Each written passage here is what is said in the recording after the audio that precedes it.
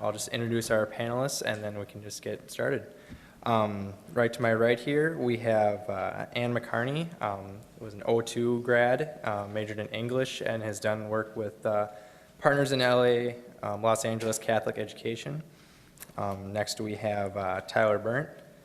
Tyler's a 2011 grad, econ major, and has worked with Habitat for Humanity. Next we have Angela Guentzel. Was a 2010 grad, sociology major, Spanish minor, and she's worked with Colorado Vincentian Corps and currently at the prep school right now. Next we have Tom Allen, who is an '09 grad, majored in communications, and was a peace studies and philosophy minor, and he's done work with Admissions Possible and the Japan exchange teachings.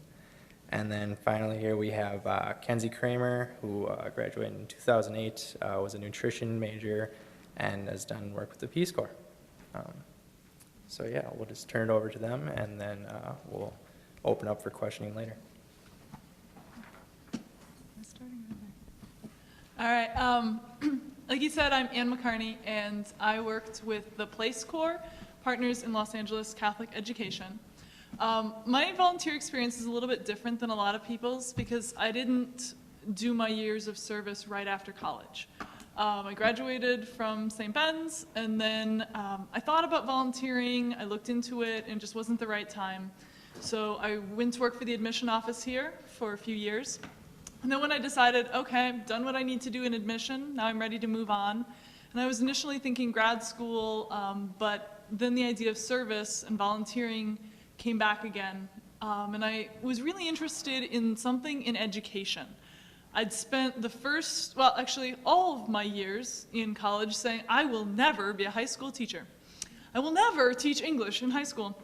And then I worked in admission, and I saw all sorts of urban students who were coming into sending applications, and I could help them get through the admission process, but I couldn't do anything about whether or not they were qualified for college and whether or not they were prepared and able to be accepted at a school like St. Ben's and St. John's. So I decided I wanted to do something in education, and I started looking. I looked at Teach for America, I looked at the ACE program out of Notre Dame, I looked at a few others. And what I ultimately ended up doing is the Place Corps. Place Corps is similar to ACE, if you've ever heard of that. It's a 2-year commitment, a 2-year service program. You work in the Archdiocese of Los Angeles in a Catholic school. They place you, that's why it's called Place, they place you into a school that is under-resourced, usually an urban school, maybe a school that has trouble retaining teachers, a school where the students are low income, a school where maybe the school itself is low income. Any of those things qualify as under-resourced. In that program, it's a 2-year program, I received a cost-free master's in education and a license to teach English at the high school level. I lived in community with other volunteers, other placers. We actually lived in old convents that the sisters had moved out of, and so there were 7 of us in ours, and there were 14 in another one. And we worked full-time as teachers. We had a summer program right before we started, and then we jumped right into the classroom. Most of us were not teachers. We had not done education classes. I had not done any education at St. Ben's. They have a track for people who have done education and are interested in getting a master's in something else, literacy or special education. So if you're interested in teaching an art teacher, you can do it. If you're interested in teaching and have never taught, you can do it. And it was an incredible experience. I went in thinking, okay, I'll do 2 years, and then I will go on to graduate school in English. And as I was completing my 2 years, I decided, no, I want to be a teacher for the foreseeable future. And so I stayed at my placement school for 5 years, and this past year I just moved back to Minnesota because, you know, family's all here and everything. And now I'm teaching at Cristo Rey Jesuit High School in Minneapolis. The thing that I loved most about the school I was placed at in Los Angeles is that it's a Cristo Rey school where students earn part of their tuition working in corporate work-study internships, and that's where I'm working also is a Cristo Rey school, so they're also earning part of their tuition.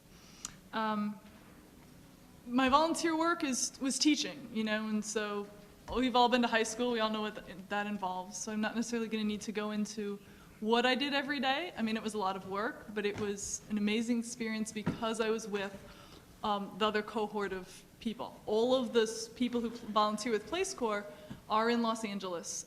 There were 5 houses of us, so I moved to Los Angeles knowing no one. I had 50 instant friends, and we did all sorts of things together. The second years were great support because it's tough being a first-year teacher with no training. And they stepped in and they said, hey, here's what I do, here's how you can do it, here's some ideas, here's some lessons. And because they were living right in the house with us, it was great support. And then the second year, I got to be the support for the incoming people. So it was a fantastic experience. And yeah, ask me questions when it gets to that point.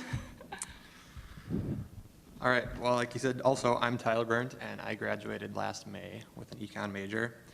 And I kind of found myself at a crossroads last year, you know, in the fall, thinking, I don't really know if I want to jump into the corporate world right away, and thinking maybe the nonprofit world would where I would want to go. But then kind of realizing that sometimes it's a little bit harder to get into the nonprofit world. And so, you know, the Career Center just kind of suggested, well, have you thought about AmeriCorps? Because that's a really good way to kind of get your feet wet in the nonprofit world and kind of see what it's all about, because they rely pretty heavily on the AmeriCorps program. So I ended up applying to Twin Cities Habitat for Humanity, and that's where I got my placement, and that's where I am at right now. So I'm an AmeriCorps member with Twin Cities Habitat for Humanity, so I work directly for them. And in my role there, basically what I'm doing is building houses, exactly what Habitat for Humanity is doing. So I go to a site every day in Richfield, Minnesota, and work on different parts of a house, be it framing or insulating or hanging drywall or doing all those sorts of things. But on top of that, we also get between 5 and 20 volunteers every day that come to our site, and I am in charge of overseeing what they're doing as well. So not only am I building this house, but I'm facilitating these volunteers building this house. And so it's fun because I get some sort of practical experiences that, you know, I'm learning new things, but I'm also being a leader, you know, day in and day out, having to, you know, teach people how to do things that they might not know how to do. And I kind of was gravitated towards Habitat because I had some experiences with them in college through some of the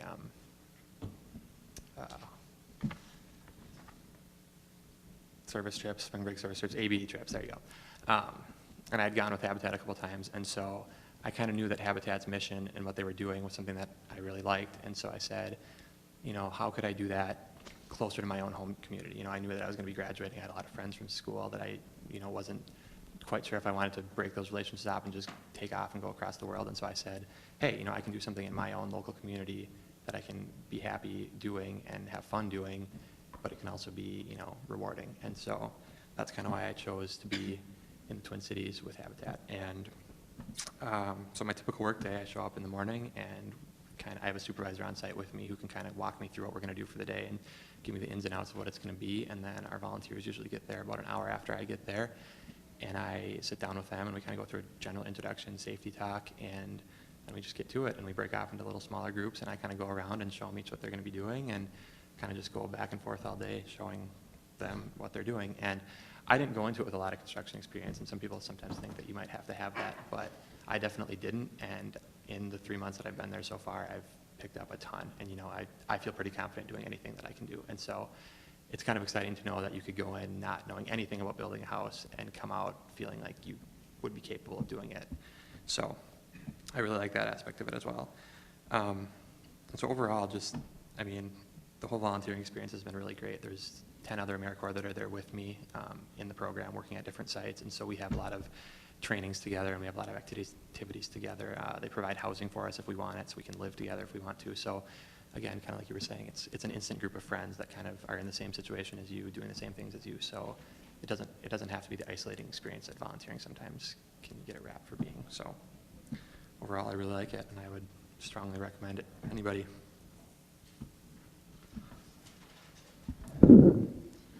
Okay, once again, my name is Angela Guentzel. I was a 2010 graduate here at St. Ben's. I had a sociology degree with a Spanish minor. Basically for me, I knew I was going to volunteer right away. Service had always been a part of my life growing up, and especially here at St. Ben's, St. John's. I did various ABE trips, couple different service learning projects with my classes, and just for me, that was the clear choice, especially because I still didn't necessarily know where I wanted to go after graduation, and so having that year of volunteering really gave me the opportunity to go somewhere completely new and different, try out something with just a year-long commitment, which was, for me, just very crucial, very key to developing what I wanted in my life and what my goals were. So it came down to choosing what program and why, and for me, there were a lot of different things that went into it. I mean, I was at this volunteer panel in your seat. I was at the volunteer fair for I don't know how many hours talking to every single person. And basically what it came down to is I knew I didn't want to teach. I just don't think I would be a very good teacher. But so I was looking at programs that weren't obviously just strictly teaching, which actually cut out quite a few of them, which was nice. I knew, well, initially I wanted to go international, but there were a lot of different family events I had coming up, weddings and such. So I knew I wanted domestic, and with my personality, I wanted somewhere outdoorsy and, I don't know, just free-spirited, I guess. So I thought Colorado, Washington, Oregon, and basically just tying all those things together, I narrowed it down to a couple of programs and looked into them and applied and found the Colorado Vincentian volunteers, and it happened to be just what I was looking for. The program itself had 4 different pillars. It was based on community, so there were 20 of us volunteers all together in downtown Denver, all of us placed at different work sites within the community. So even though there are 20 of us volunteers, we were all completely separate. I mean, a lot of us had similar shared clients that would, you know, I was working at a shelter, somebody else was working at a food bank, and somebody else was working at the day shelter. So it was kind of fun to have that experience of similar issues, but not the exact same thing, so we could share and grow with each other. And there were 20 of us volunteers in 2 separate houses, so there were 10 of us each in a house. So it was, I mean, that is community. You have your highs and lows with that, without a doubt. So the other aspect of the program was spirituality, and that was kind of what you made of it. Depended how into the spiritual aspect of the program you wanted it to be. Of course, a key component was social justice, which I'll kind of touch more on that when I get to the work section. And another key point was just living simply. So I think obviously being here at St. Ben, St. John's, the year of sustainability last year was a good indication of that, but I think we put it into high gear down in our house. But my actual work site, I was placed, once I finally was accepted in the program, they asked me what sorts of things I was interested in, and then they kind of gave me 3 choices of work sites that they thought would fit my interests. So I picked one and interviewed with them, and was placed with the Volunteers of America. I was at 2 of their services. I was at their emergency shelter for homeless youth, and I was also at their transitional housing program for homeless youth. My position title was a youth advocate. So basically at the emergency shelter, I worked with ages 16 to 24. It was basically case management. They would come in, sit down with me. Usually the main topics revolved around education, you know, completing usually their high school diploma, sometimes starting college. Job search was huge. I helped a lot with writing resumes and just filling out applications and what to do and what not to do in interviews. Also, the other main thing, of course, was finding shelter or housing after their time with us, and a little more permanent solutions. A lot of times I dealt with legal services as well, and just general outreach, trying to find homeless youth that needed our help.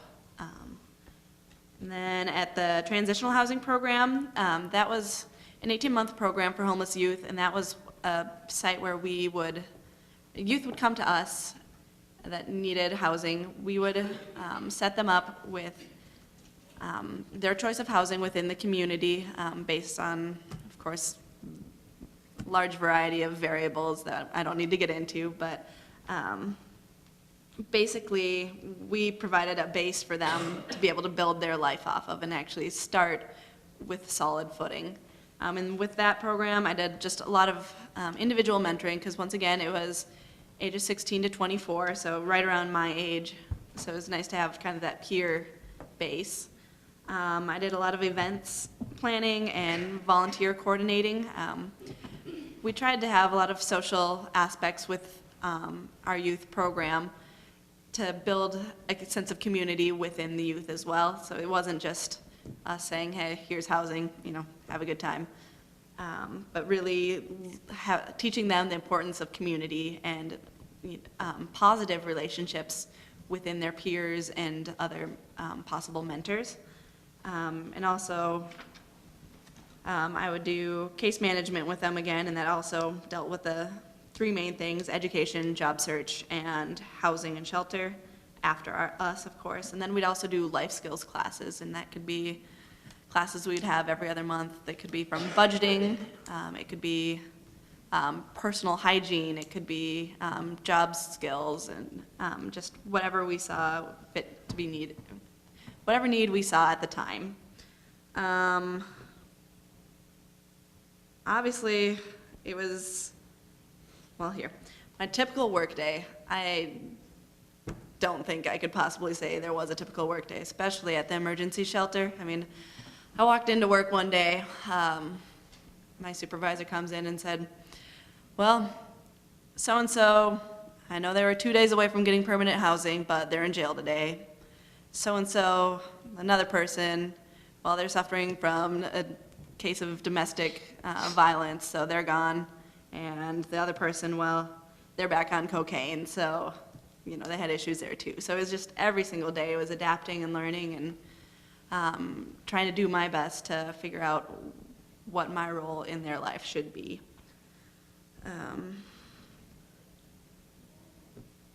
I think I'll end it there because I feel like I've talked a lot. So. I'm Tom. Alan, I graduated in 2009. Are there any first years? Awesome. Excellent. Very cool. I wish I was you guys back then. Anyway, has anyone heard about Admission Possible? Some awkward head nods or some cool? Yeah, hands are good too. That's awesome. Anyway, so I graduated in 2009 with a major in communication and then minors in peace studies and philosophy. Peace studies, shout out to anyone. But all right, enough of that. So I worked at Admission Possible. It's a college access program. The elevator speech is helping promising low-income students gain college admittance, not placing them in college, but getting them, giving them the ability to choose if they want to continue on, which is a very important distinction. Excuse me. But anyway, so Admission Possible, I worked with 40 students at St. Louis Park High School. They're in maybe 18 different high schools in the Twin Cities and Wisconsin, always looking for people to go over to Wisconsin, and also Omaha now. It was really exciting the year I started. President Barack Obama mentioned Admission Possible. He wants to see it in all 50 states. So we had all this motivation to really get out there. But so what I did, I'll jump into AP here, is what I did is did a lot of ACT prep, you know, pretty dry test prep stuff, but actually a pretty valuable skill. I was trained in as a Kaplan coach through Admission Possible. Admission Possible, the organization is run by, it's a nonprofit, but it uses AmeriCorps members to feed in, and AmeriCorps Vista, and there's a difference there as well. But so I was just an AmeriCorps member. I didn't take the Vista pledge. Nevertheless, so I had 40 students. I all of a sudden ended up in a classroom trying to teach material that I was just learning, and it's kind of that transition right from St. John's or St. Ben's into practicing kind of what you're learning. And the first couple weeks, it was just like, oh my goodness, huge transition and learning curve. I've never worked as hard as I did when I was with Admission Possible. I hope to never work that hard again. With AmeriCorps, you get, I mean, let's face it, it's volunteering. You're paid poverty level, like $11,200 plus a, did it bump up to 5,300 educational award? 55. All right, it was 47 when I did it. But so you have that to go towards loans, which is important, you know, like this is an expensive school, or further education, which I'm using it for currently. But so yeah, it was a struggle in that sense, but it was so unbelievably rewarding. Like you're working 60 to 65 hours a week for the year. It's really intense. You're with a bunch of, just like these other programs, you're with, 40 other really, yeah, this is helpful, 40 other really great coworkers. And one of the cool things is like, okay, you're making no money, you have all this loan, right? I'm deferring these loans, but so many people are so supportive of what you're doing, like free Twins tickets, free, I went to like the orchestra all of the time, and the Guthrie, and it's just like people keep shooting, free stuff at you, or discounted stuff. So you really get involved that way. And then the Admission Possible program really encourages civic engagement. Like service learning a little bit here at St. Vincent St. John's, a lot of the civic engagement, I've never been so involved in the community that I lived in. And I've never lived in the Twin Cities, so that was pretty cool to get involved in. So I did a whole lot that year. And then post-Admission Possible, if people are interested, I know going abroad is also of interest. I did the JET program, Japanese Exchange Teaching Program, last year.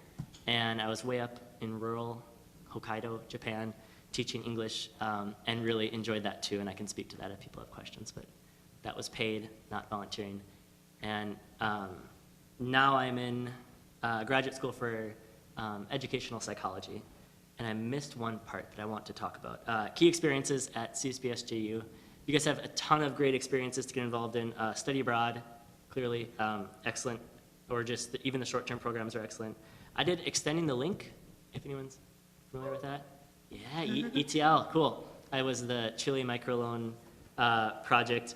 And that, I mean, just that, it was kind of that study abroad, being exposed to other cultures, and then extending the link, like seeing a need and taking leadership, like to address that. That's a lot of what you end up doing in these volunteer organizations, because it's so much responsibility, and you realize that you don't have the training always for that responsibility, but you have to meet that need. And let's see.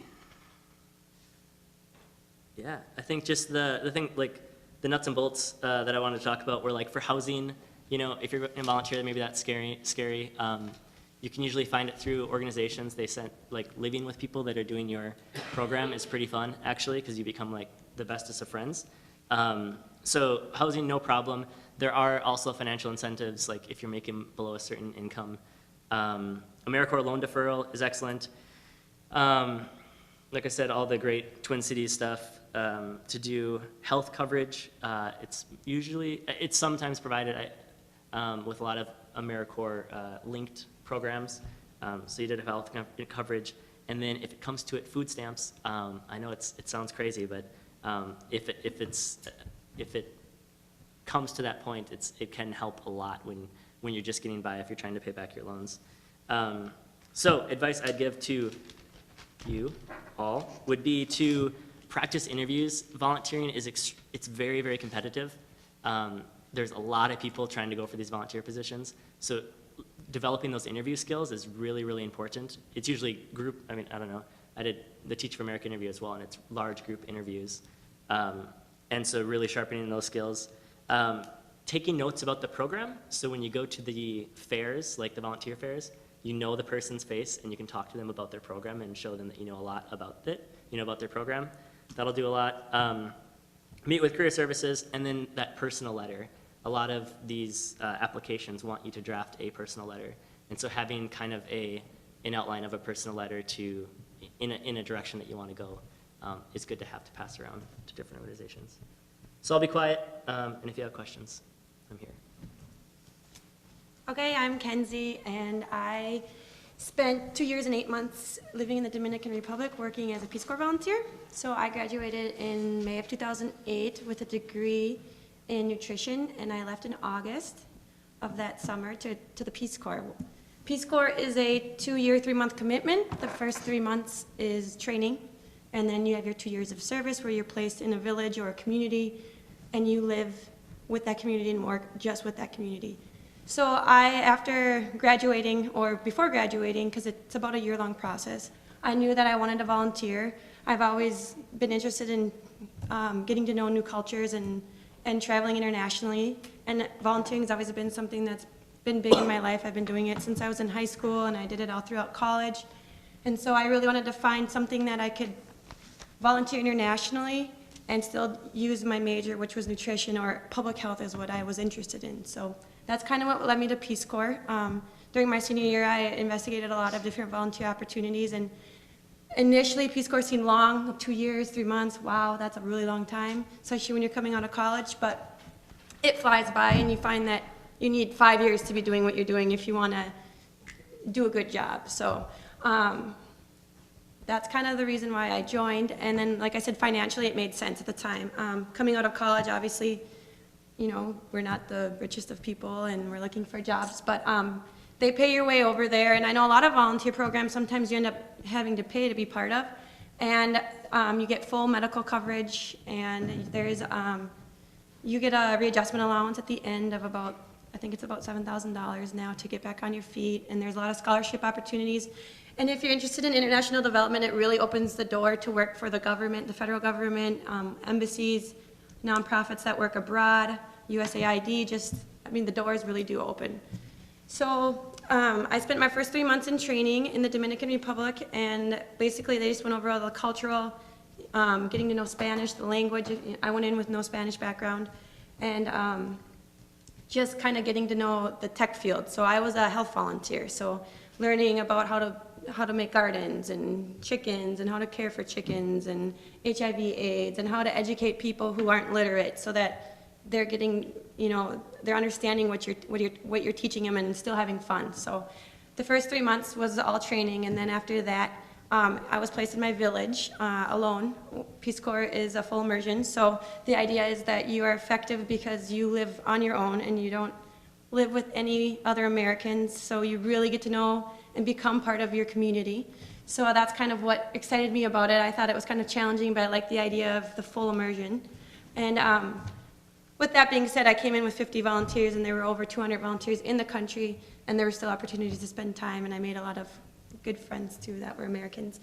So during my time in my village, it was about a 200-home village, and it was in the center of the Dominican Republic, and we didn't have running water or electricity, and I spent my first 3 months doing a community diagnostic, interviewing the community just to kind of get to know them and see what they thought the problems were in the community. And then from those interviews, we kind of developed a project plan, what I'd be doing for my 2 years of service. So I found that as a health volunteer, we were required to work with nutrition and organic gardens. We were also required to train health promoters in the communities, kind of as health educators. So they'd come to my class, and then they would be required to go teach the people in the community what I taught them, basically. And then I also was paired with a nonprofit that worked in HIV/AIDS awareness, because where I lived was a Haitian Dominican community that the AIDS rate was a little bit, the HIV/AIDS rate was higher. So I did a lot of HIV/AIDS prevention, conference planning, and classes within the community. With that being said, those are my 3 things as a health volunteer, but Peace Corps is very flexible. If you are interested in something, you can take on any projects you want. So I did art classes and volleyball with the girls and full-time nanny. Whatever you want to do, you can kind of do on top of it.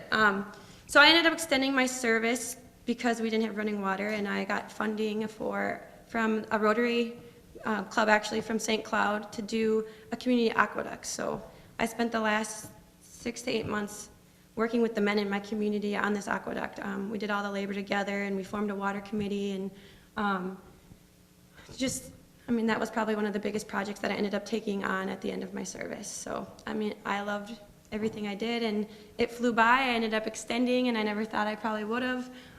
So I recommend Peace Corps to anyone that's looking to do international volunteer work, and if you have any questions, feel free to ask. All right. My name's Andy. I graduated in 2009 with some shades of gray. And that is because I was student teaching in the spring of 2010, and things just weren't working out for me. They kind of imploded on me, collapsed, and I removed myself from the program and was kind of like, what am I going to do with an elementary education major and no teaching license? And all of my summer jobs prior to college and even through college involved working outside, doing, park maintenance, what have you. So I found out about the Conservation Corps of Minnesota and Iowa. It is through AmeriCorps, and I've loved it ever since. I'm currently serving, and that's why I was a little late today. We normally work with youth until 7 o'clock or 6 o'clock in St. Paul, so it was, I had to pull some strings to get here. But, so like I said, my major was elementary education, and it was not relevant to what I'm doing right now, although it helped having some education background because I am in the Youth Outdoors program of the Conservation Corps. So 3 days a week, I work with local youth in St. Paul doing environmental education, and then 2 days a week, we take them out into the field and work on projects with us. So currently, I am a crew member on the Conservation Corps Youth Outdoors program. We're in the application process for crew leaders for next year, and I am applying to come back as a crew leader next year. I'd say my ultimate goal at this point would become a natural resource technician or manager, possibly with the DNR or U.S. Fish and Wildlife Services or the City of St. Paul. Don't really have a typical work week or work day, have you, but typical work week, well, right now, being in the fall semester of Youth Outdoors, Tuesday, Education Day. Today we talked a little bit about diversity.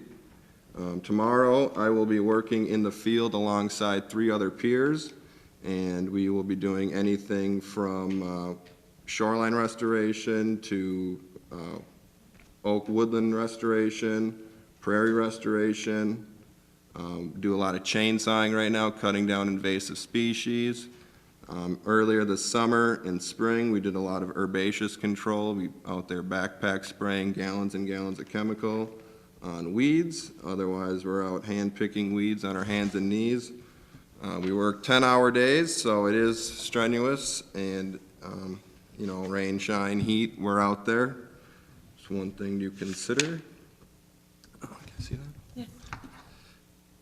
I'd say why volunteer? Well, that's because where else are you going to have the opportunity to work in a field with other people that share the same passion as you are? It's no secret volunteers don't make much money, so why would you do something you don't enjoy doing unless you really, really love it?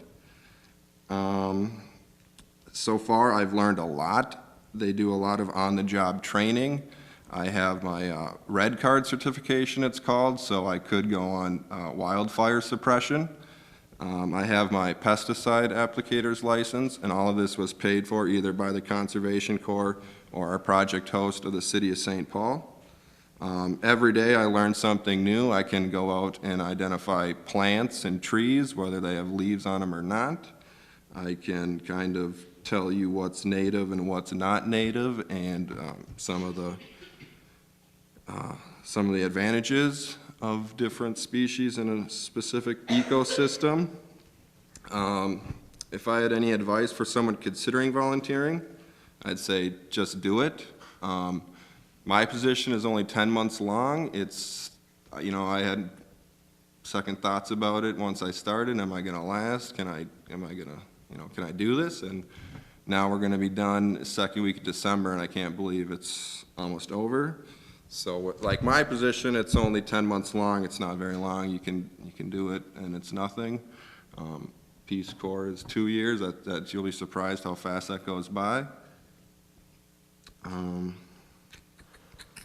guess that's all I have for the whole group. But if anybody is interested in natural resource work or working with urban youth, I'd be more than happy to answer your questions on the side. All right, thank you, panelists. Right now, we're just gonna open the floor up for any questions, so if there's anything that any of the panelists may have not covered or something you'd like to know more about, please feel free to ask one or any of the panelists, and panelists as well. If one of the questions is just directed at someone, and if you feel like you have some insight to it as well, please feel free to give your insight on that. So, yeah. I have a question for Kenzie about your projects that you had organized for at the Peace Corps. How are you, before you left, did you work with the leaders of the Peace Corps, your bosses, I guess, try to figure out this is the plan, what I'm going to do, or did they hold you responsible to check in and see how your projects are going? How did that work again? Well, we have 3-month interviews. There's a bunch of different sectors in Peace Corps. So, it's really flexible. If you're into technology, there's technology volunteers. So I was health, so I had a health director. And so every 3 months, he was responsible to check in with me, and I'd say, this is what's working, this is what's not. Or if I was having troubles getting the community motivated to help me with the projects, or they weren't feeling it, it's kind of one of those processes where some things work well in some communities and some don't, and you might fail at something, but you realize that doesn't work here and this does. So there's not always someone checking up on you. It's definitely independent. Things will go well and things won't go well, and every volunteer ends up kind of taking on different things that work well depending on what they're interested in and what the community is interested in. So I guess we just have 3-month checkups, and they would come out to my village and meet. We'd have a community meeting, so it wouldn't just be with me, it would be with the whole community. Yeah, and then when I was all done, I finished all my projects, but the idea behind all the work is that I worked as little as possible so that the community was doing all the work, so that they were invested in the work, and there was pride there. And then, forming a water committee means they're meeting every week, and they're charging monthly fees so that if anything happens in the future, they can take care of it, kind of, rather than just build it and then something goes wrong and they don't know what to do with it. So the community was responsible, kind of take charge of all the projects. So I never took on a project if they weren't fully invested in the project. I just have a kind of general question. A lot of you mentioned that you found your volunteer service through AmeriCorps.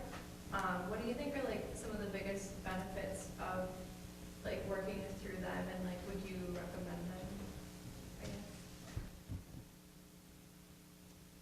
them? Yes. So AmeriCorps is kind of this giant national umbrella that just kind of encompasses, that a lot of nonprofits kind of work with. So when I say that I'm with AmeriCorps, I'm really serving with Habitat for Humanity, and my living stipend comes from AmeriCorps, and my service hour requirements are designated by AmeriCorps, but all in all, my interactions with anybody in the national AmeriCorps program, higher up, is pretty limited. So it depends on the program. You can go about it 2 ways. You could say, I know that I want to do something volunteer related, and so why don't I just search out through AmeriCorps and they can find something for me. Or you could know specifically, I want to go here with this group, and you could try to apply through them, and a lot of times some of their funding would come through AmeriCorps. So in that sense, you can be as involved with AmeriCorps as uninvolved with AmeriCorps, kind of it. Yes. My program also used AmeriCorps funding. That was part of what paid our tuition to Loyola Marymount University for our master's. So even though we were Place Corps, we also tied in with AmeriCorps, so we were recording our hours and got the stipend as well. And that's the case for a lot of programs. And it was the case with mine as well. I do know, however, there were a lot of cuts this last year. So my program, even though the last, 20 years it has been AmeriCorps sponsored or certified or funded, it has been cut this year. So the volunteers this current year are no longer receiving, they won't be getting the deferment, well, they can get deferment through loans anyway, but they won't get the interest payback, they won't get the education grant, and so you might want to keep that in mind. Even though some programs may have traditionally had that in the past, it has changed for a lot of programs now. I'd just like to add a few things, if I didn't mention earlier. Conservation Corps is through AmeriCorps, and it's my only experience was through AmeriCorps, so I don't know if other volunteer organizations offer these benefits. but you get student loan forbearance on federal loans.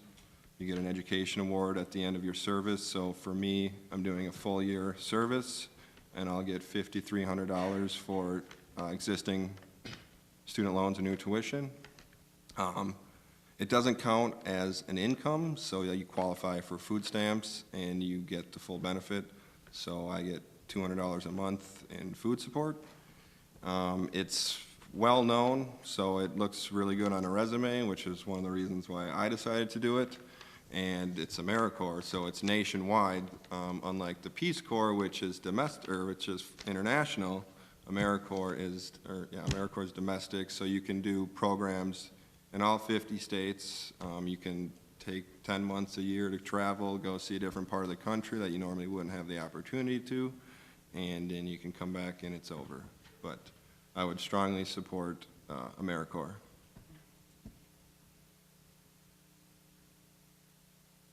Yeah, one just final piece is it teaches you to be very resourceful.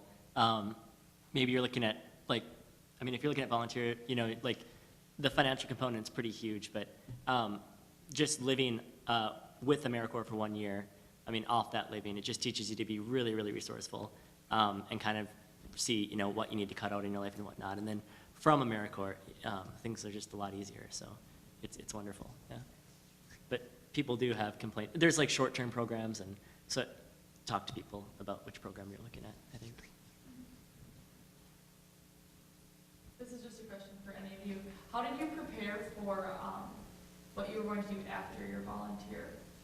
I guess just considering like what I'm going to major in and stuff like that. I'm just trying to look beyond, like I know I want to volunteer after graduation, but still even beyond that, like what type of career will that plan? Something like that. Well, like I said, I was just planning to do it for 2 years, and then I kind of fell in love with teaching, and so that's my trajectory from here on out, for a while anyway. So I think that finding a volunteer program that fits some of your interests can lead you to different directions, and a lot of friends that I know who did a volunteer program right out of college, same thing. You know, they may not have stayed at their volunteer position, but they got interested in something in the community, they had some background, and so they used that to find their next position. And they wouldn't have gone into that field otherwise without their volunteer service. I know for me, it really just helped me narrow down what I was really looking for in my life. And I realized how much of a passion I had for working with youth, which is what led me to my current job. I'm actually currently working with the prep school in their residence program with the girls' dorms. And there I'm doing a lot of the same stuff that I realized how much I had a passion for, planning events and activities, service learning. But it's such a completely dynamic. I mean, I'm working with homeless youth to very privileged youth, but yet seeing the merging of the two worlds. I think that's been very useful for me. Angela, when you were with the Vincentian Corps, did you, and you know you said you were a Spanish major, did you, was there any Spanish population that you got to? There is a very large Hispanic population. Actually working with youth though, they were mostly bilingual, so I really didn't have to use my Spanish very much. However, the shelter I was working with, that was the youth shelter, they also had a general program, so there were a lot of adults, older senior citizens as well, that from time to time I would have to use my Spanish. But there were various job placements within my program that were more focused on using the Spanish language. Some were actual like Hispanic community centers. So luckily with this program, it really shaped to what you were looking for. Just to go back to that previous question, in my program, there's kind of 3 ways that kind of help you figure out your next step. We get 1 day paid where we get to shadow anybody we want. You get 1 day career shadow. About once a month, we get together with other AmeriCorps people in different areas. So, for instance, I don't know if anybody's heard of the Home Energy Squad, but we partner with them, and then there's these DNR single placement specialists that are basically an intern for the DNR. We get together with them and work on projects completely unrelated to what we do on a normal day. So for instance, one day earlier this summer, I was split up from my normal crew and partnered with some other AmeriCorps members, and I worked on a habitat build for one day. And we do go look at renewable resource places, some green sustainable buildings. We just get a chance to do a lot of networking in related fields, and then also work with a wide range of project hosts. So I work with St. Paul Parks Environmental Services, but I also work with the Capital Region Watershed District, the Ramsey Washington County Watershed District, U.S. Fish and Wildlife Services. So you get to see a lot of the real positions out there. So for instance, I want to be in natural resource work. Well, what does that mean? You know, where would you go from there? Well, it turns out that there are people, you know, forestry division has people that need to know about trees, or you have Department of Transportation. What are they going to plant on the sides of the road to help with erosion control? There's a lot of areas where this kind of expertise comes into play, but you normally wouldn't know about it until you kind of immerse yourself in the field and experience it a little bit. And so you do a lot of networking. And there's a strong connection with AmeriCorps and AmeriCorps alumni. It's kind of like here. So It's the same with Peace Corps as well. You just have that bond with people when you get back. So there's a return network, Minnesota Peace Corps Return Network, and for me, looking into career opportunities and other volunteer work here in Minnesota, they've been great and very helpful with everything. And I think part of what's so great about volunteering is you do things you wouldn't normally do, and you are put in situations that are definitely outside of your comfort zone, and you are overworked, and it's typically work that you wouldn't expect yourself doing, but you really find what it is that you like and you don't like.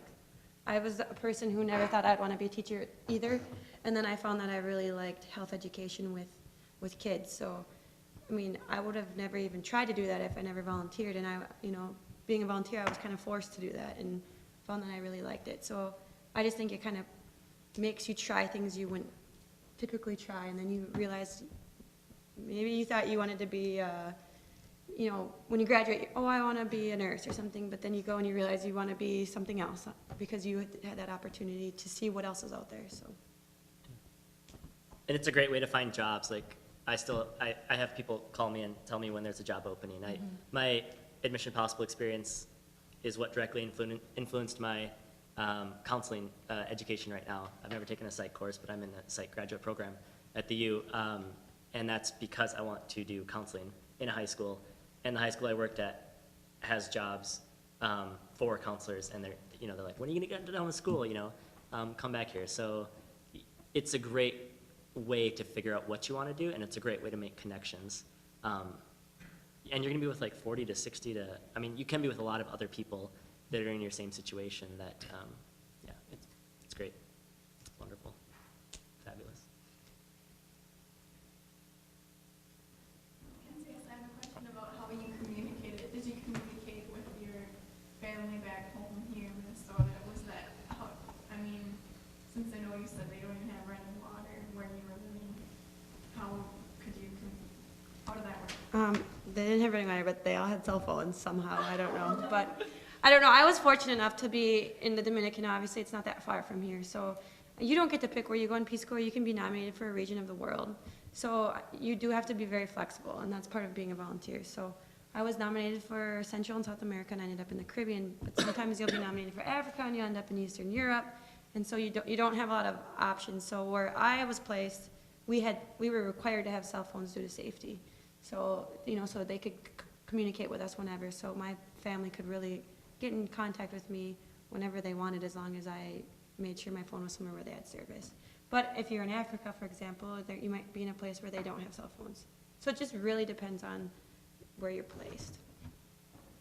But they do, you're still connected. I didn't have internet, but I would, go to the Capitol once a month and do all my internet. So, kind of thing.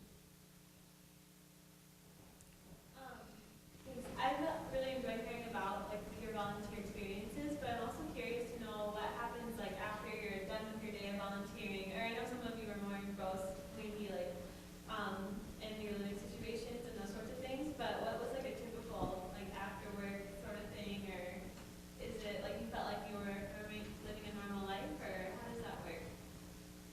We were living in communities, so there were 7 of us, and as teachers, we'd come home from work, and then we'd eat together, and then we'd work some more.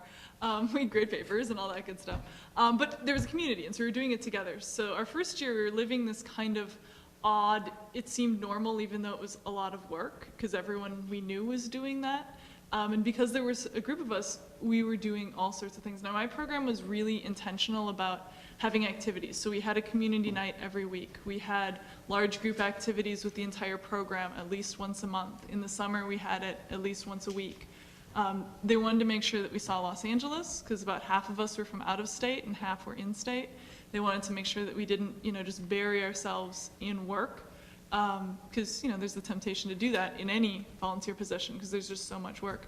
I know a lot of people spend a lot of time cooking and trying to figure out how to eat on a very small stipend. We were lucky enough to have a larger stipend, so food wasn't as much of an issue, but we were able to live a normal life because of our community. I guess being in the Twin Cities for me, I'm still in close contact with a lot of my friends from school. I still hang out with them on the weekends sometimes. But I've also met a lot of new people that I've had chances to get together with and hang out with, and we have events, weekly.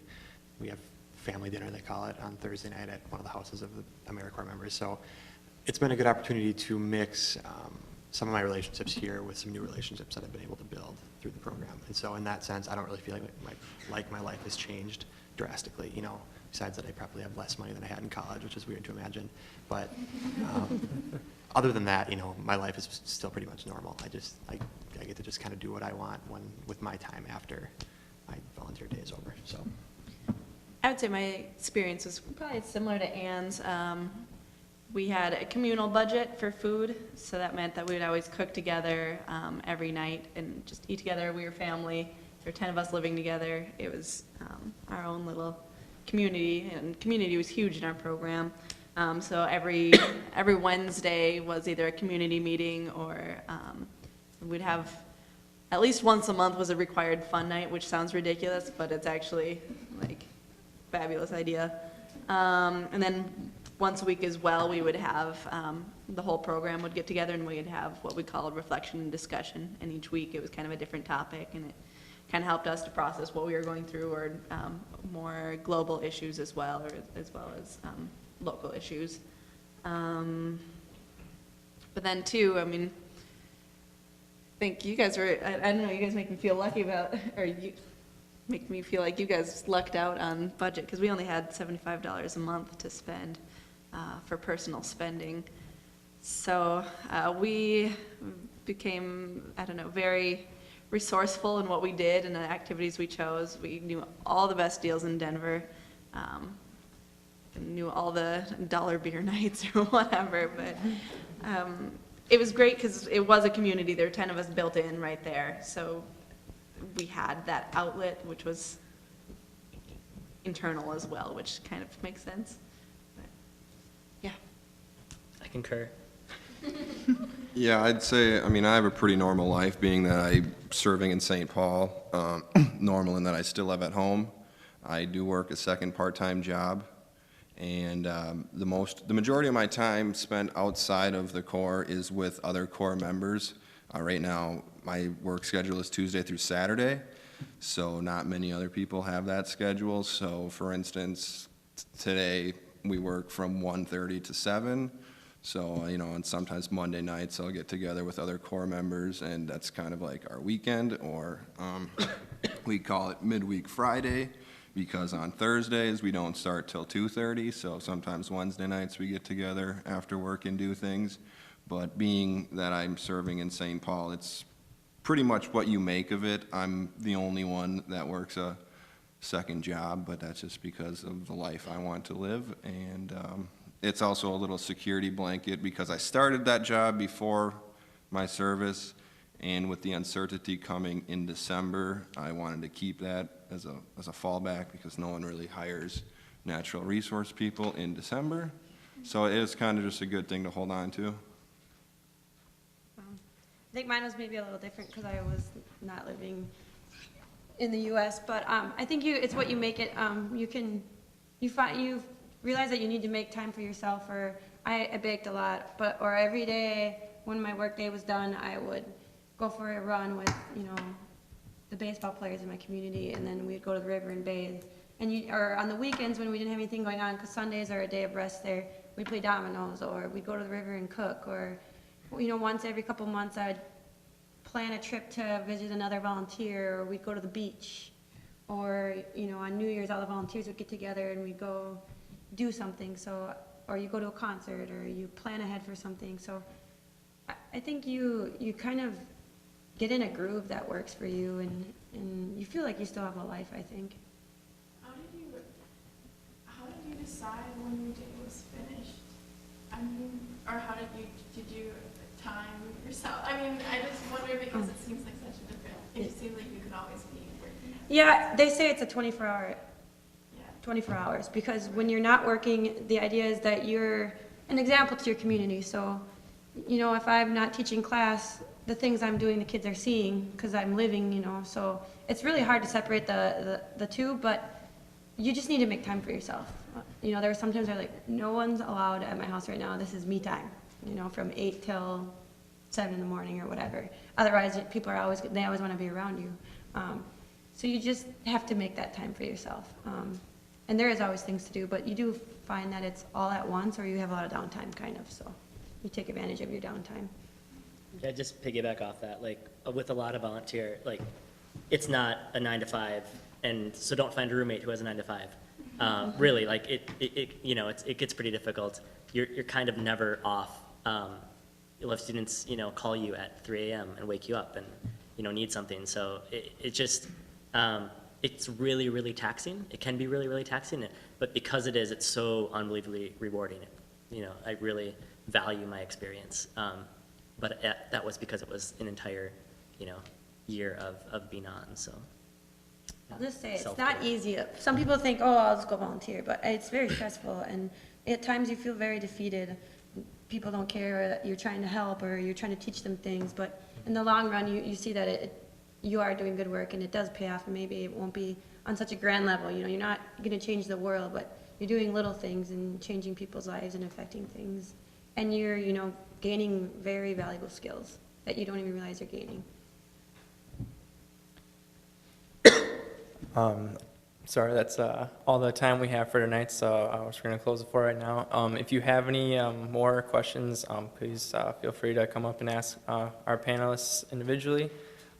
Otherwise, feel free to any refreshments you want. And November 2nd, we have our volunteer fair at St. Ben's in Upper Gretzky, 11 to 3 p.m. We definitely encourage you to go to that. How many organizations do we have coming, Mary? I think there's 22 right now. Okay, so yeah, definitely tons of opportunity there. Otherwise, that's all we have for tonight. Let's thank our panelists.